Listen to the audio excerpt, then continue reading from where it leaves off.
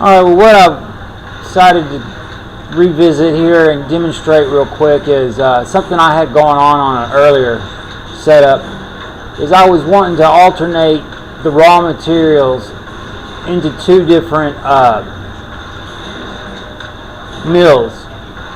And this is what I've come up with.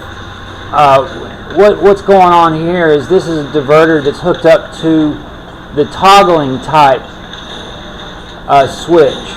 So anytime anything passes through, it toggles back and forth. The only problem is it's not going to distribute exactly 50-50, and another thing, it'll knock stuff off of the conveyor.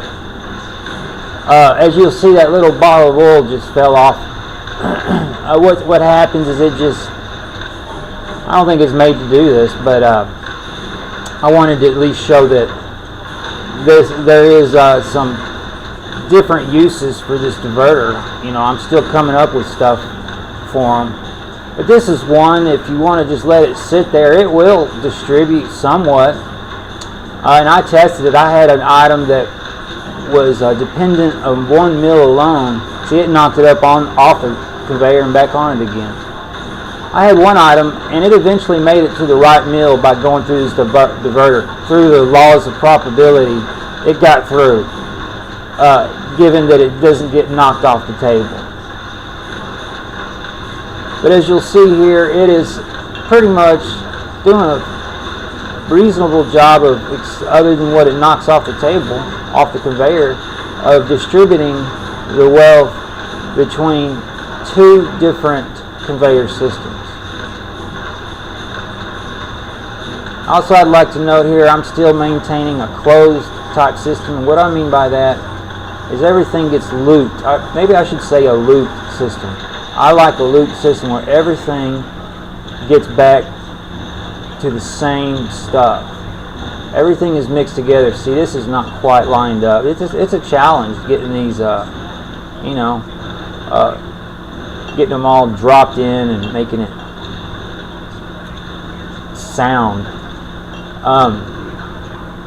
That way I can control what items get built, and I'm utilizing the same resources. I'm not having to go around and stock up a storage device. Now, the only thing that's out of the system is this storage device and the hopper. The hopper will pull out. Another thing I wanted to show you is you can actually, the hopper's still going to pull this out even if I move it around a little bit. See, I think it'll still pull out like that or like that.